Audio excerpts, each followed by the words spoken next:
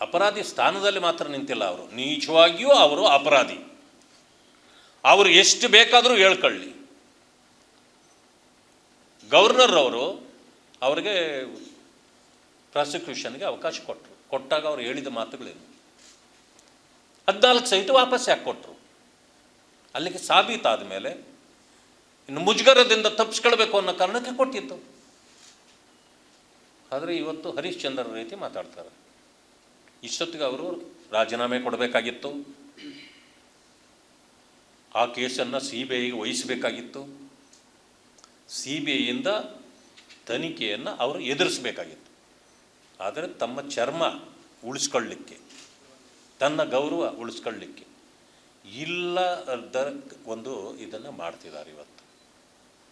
ಇವತ್ತಿಗೂ ಕೂಡ ಇಡೀ 300 ಕೋಟಿ ರೂಪಾಯಿಗಳದ ಆಸ್ತಿಯನ್ನು ನಾವು ಈಗಾಗಲೇ ವಾಪಸ್ ತಗೊಳ್ತು, ಮತ್ತೀಗಾಗಲೇ ಸಾವಿರಾರು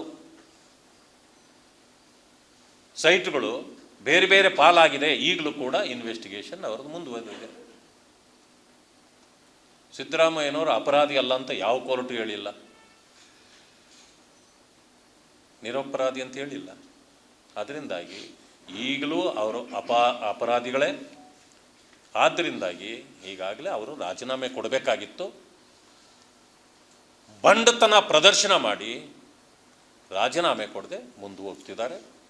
ಈಗಲೂ ನಾನು ಒತ್ತಾಯ ಮಾಡ್ತೇನೆ, ರಾಜೀನಾಮೆ ಕೊಡಿ, CBIಗೆ ಕೇಸನ್ನು ವರ್ಗಾವಣೆ ಮಾಡಿ, ಅದನ್ನು ಎದುರಿಸಿ ನೀವು ನಿಜವಾಗಿಯೂ ಅಪರಾಧಿ ಅಲ್ಲ ಅನ್ನೋದನ್ನು ಅಲ್ಲಿ ತೋರಿಸಬೇಕು ಅಂತೇಳಿ ಅವರಲ್ಲಿ ನಾನು ಆಗ್ರಹ ಮಾಡ್ತೇನೆ. ಎರಡನೇ ವಿಚಾರ, ಮೊದಲಿಂದಲೂ ಮಾನ್ಯ ಮುಖ್ಯಮಂತ್ರಿಗಳು ರಾಜಮನೆತನದ ಮೇಲೆ ಆಗಾಗ್ಗೆ ಮುಗಿಬೀಳ್ತಾ ಇದ್ದದ್ದನ್ನು ನಾವು ಗಮನಿಸಿದ್ದೇವೆ. 2016ರಲ್ಲಿ BBMP ಈ ಟ್ರಾಫಿಕ್ಕನ್ನು ಕಡಿಮೆ ಮಾಡಬೇಕು ಅನ್ನೋ ಕಾರಣದಲ್ಲಿ ಆ ಬೆಂಗಳೂರಿನ ಪ್ಯಾಲೇಸಿನ ಸುತ್ತ ಸುಮಾರು ಜಾಗವನ್ನು, ಸುಮಾರು 4 ಅಥವಾ 5 ಎಕರೆ ಜಾಗವನ್ನು ಅವರು ಅಕ್ವೈರ್ ಮಾಡಿದರು. ಕೇಸು ಸುಪ್ರೀಂ ಕೋರ್ಟಲ್ಲಿದೆ. ಆಸ್ತಿ ನಂದ ನಿಂದ ಅಂತ. ಅದು ಮಹಾರಾಜರ ಆಸ್ತಿ, ಹೌದು, ಅದರಲ್ಲೇನೂ ಅನುಮಾನ ಇಲ್ಲ. ಆದರೆ ಸರ್ಕಾರ ನಮಗೆ ಆಸ್ತಿ ನಮಗೆ ಕೊಡಬೇಕು, ಅದನ್ನು ನಮಗೆ ಕೊಡಿ ಅಂತೇಳಿ ಕೇಸ್ ಹಾಕಿದ್ದಾರೆ. ಇತ್ಯರ್ಥ ಇನ್ನೂ ಆಗಿಲ್ಲ. ಅದರ ಮಧ್ಯದಲ್ಲಿ ಈ ರಸ್ತೆಗೆ ಜಾಗ ಬೇಕಾಗಿತ್ತು. ಆಗ ಸುಪ್ರೀಂ ಕೋರ್ಟಲ್ಲಿ ಇವರು ಇದಾಕಿದ್ರು. ಸುಪ್ರೀಂ ಕೋರ್ಟ್ ಏನು ಹೇಳಿದೆ, ಆವತ್ತಿನ ಬೆಲೆ ಕೊಡಬೇಕಾಗಿತ್ತು, ಅವರ ಬೆಲೆ ಕೊಡೋದು ಬೇಡ, TDR ಕೊಟ್ಟರೆ ನಮಗೆ ಅನುಕೂಲ ಆಗುತ್ತೆ ಅಂತೇಳಿ ಕಾರ್ಪೊರೇಷನ್ ಅವ್ರು ಏನು ಮಾಡ್ತಾರೆ, TDRಗೆ ಒಪ್ಪಿಸ್ತಾರೆ.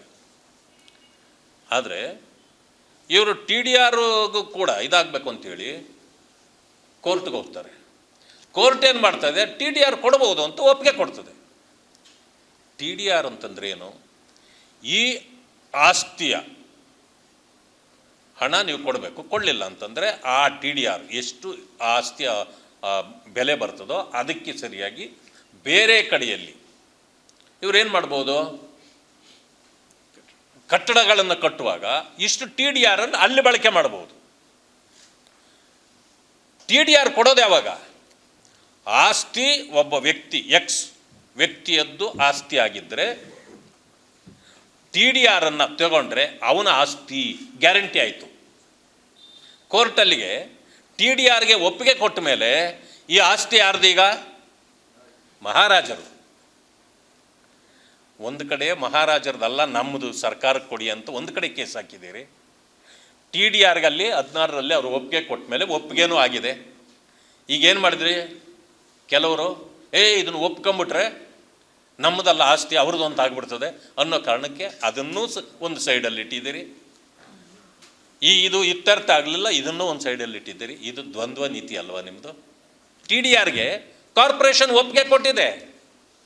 ಅದಷ್ಟೇ ಅಲ್ಲ, ಕಾಂಪೌಂಡ್ ಕೂಡ ಹಾಕ್ಬಿಟ್ಟಿದೆ ಸುತ್ತಲೂ. ಅದು ಕಾರ್ಪೊರೇಷನ್ ಹಣದಲ್ಲೇ ಹಾಕಿದೆ. ಈಗ ರಸ್ತೆ ಮಾಡಬೇಕು ಅಷ್ಟೇ, ಮಾಡೋಕ್ಕೆ ಹೋಗ್ತಾ ಇಲ್ಲ. ಯಾಕೆ ಅಂದರೆ ಈ ದ್ವಂದ್ವದಿಂದ ಈಗ ಸುಗ್ರೀವಾಜ್ಞೆ ಹೊರಡಿಸ್ತಾ ಇದ್ದೀರಿ. ಏನು ಸುಗ್ರೀವಾಜ್ಞೆ ಸರ್ಕಾರ? ಯಾಕೆ ಅಂತಂದರೆ ಗೊತ್ತಲ್ಲ, ಎಮರ್ಜೆನ್ಸಿನೇ ದೇಶದ ಮೇಲೆ ಹಾಕಿದವರು ಇದು ಯಾವ ಸುಗ್ರೀವಾಜ್ಞೆ ದೊಡ್ಡ ವಿಷಯ ಇವ್ರಿಗೆ, ಇದಕ್ಕೂ ಸುಗ್ರೀವಾಜ್ಞೆ.